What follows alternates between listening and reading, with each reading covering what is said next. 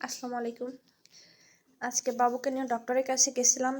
ডক্টরের কাছে থেকে আসার পরের অবস্থা দেখেন। কিছু টুকিটাকি বাজার সদাই করা হলো। দেখেন অবস্থা।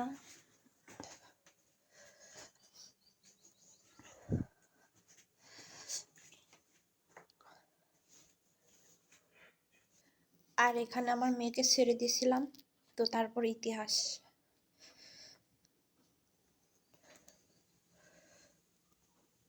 সব কিছু একদম অগোছালো করে ফেলছে।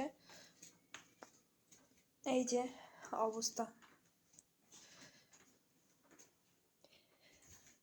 খুব দ্রুত আসছি, আসার পরে এই যে 3:30 বেজে গেছে। কিছু খাওয়া দাওয়া হয়েছিল না সকাল থেকে, এই জন্য এই দেখেন এখানেই ঢাউন নেই রয়েছে।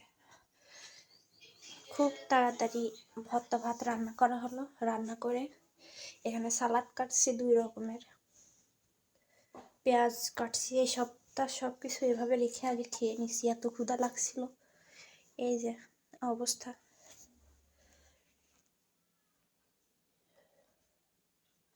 তো এখন এগুলো গুছাবো।